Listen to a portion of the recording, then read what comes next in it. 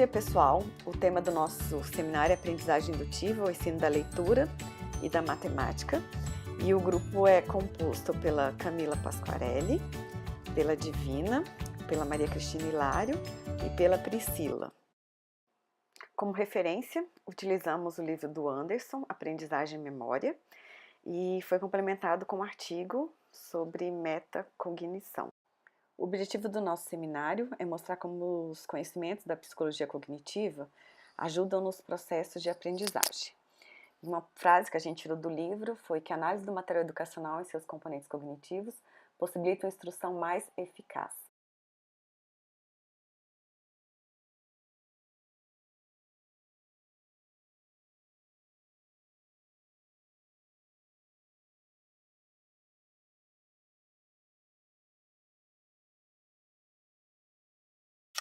Para falar sobre aprendizagem de matemática, como o livro do Anderson traz muito da abordagem americana, nós optamos por trazer para a realidade brasileira. Então, nós entrevistamos uma professora que dá aula para o ensino fundamental em Brasília, que segue o Plano Nacional de Alfabetização na Idade Certa, que é o PNAEC, que tem como grande orientador o professor Cristiano Muniz, da UNB.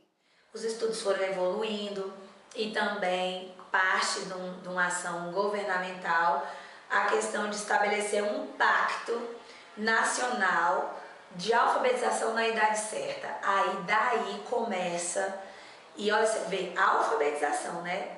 Partindo de um problema de ver que as crianças não estavam sendo alfabetizadas na idade certa, começa uma preocupação com o letramento em língua portuguesa e o letramento em língua matemática.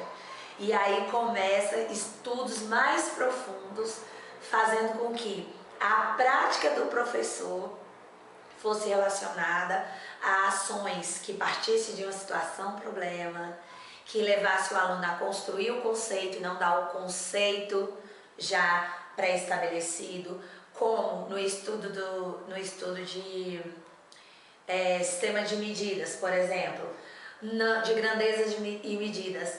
Não vir e já falar que tem um metro, o metro serve para medir. Não, é levar a criança a pensar sobre quais instrumentos ela poderia utilizar para medir algo, e aí no conflito da situação de uma criança a outra, vamos supor que elas usassem as mãos. A minha deu 5 mãos, a sua deu 10, então opa, quem é que vai ganhar? Quem é que vai ficar certo dessa história? Levar a criança a perceber a necessidade de uma padronização para depois você entrar e explicar sobre a padronização, o metro. A mesma coisa no ensino da adição, da subtração, da multiplicação, trazendo elementos vividos por ela, situações do cotidiano, para que chegasse ao conceito. Mas como a gente tem pouco recurso dentro da escola pública, ainda não há nenhum interesse em financiar e investir na educação, então o que acontece? Todos os jogos que são propostos são jogos que são fáceis de fazer, né? São tampinhas, são palitos, né? É um tapetinho para construir o conceito de numerização. Então assim, a gente vem partindo de atividades que sempre são do cotidiano ou atividades de conflito. Pega, por exemplo, uma historinha. Eu vou te dar um exemplo aqui. Tem várias, mas essa do Quem Vai Ficar com o Pêssego, que é da coleção Tantan. Então, antes de contar o final da história, você pode levar essa questão para as crianças. Então, além do aspecto matemático, você pode trabalhar aspectos sociais, você pode trabalhar questão do repartir, que aí entra também, além do social, entra também a matemática, né, que cada um ficaria com um pedacinho, né, surgiria aí o conceito de fração. Então são ideias que saem do cotidiano, mas também que pode sair dessa área lúdica, né, que a literatura hoje em dia tem bastante. Então assim, como alfabetizadora, a gente vê que o papel da matemática ela é extremamente importante. Você vê na questão para alfabetizar, a criança precisa ter uma organização espacial. Dentro de uma página escrita, ela tem que saber começar de cima para baixo, e tudo isso são conceitos de localização, são conceitos importantes dentro da matemática. Então, assim, qual a importância?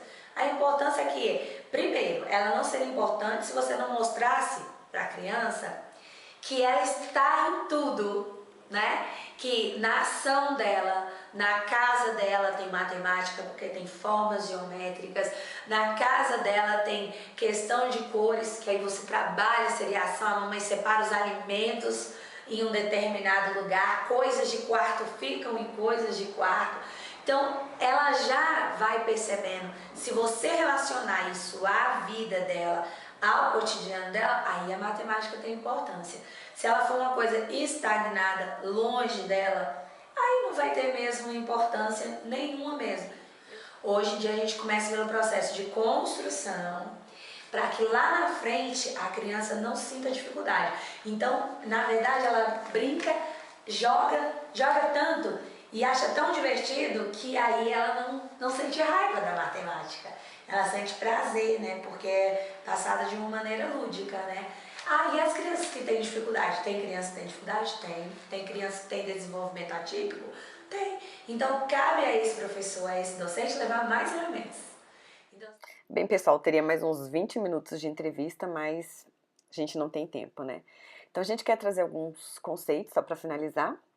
E um dos que a gente encontrou num texto foi esse sobre a importância de incluir os processos de planejar, controlar e refletir, destacando sobretudo o caráter consciente desses processos. E também, que eu acho que finaliza com tudo que a gente viu no vídeo, né? Que uma aprendizagem eficiente, o sujeito ele participa de todo o processo. E aí a gente conclui que para um processo de aprendizagem, você precisa de método, né? Para ensinar a habilidade de leitura e matemática. E o processo de aprendizagem ele é baseado na construção. Então não precisa de nenhum dom especial, um talento, nem para aprender a leitura, a interpretação, muito menos a matemática.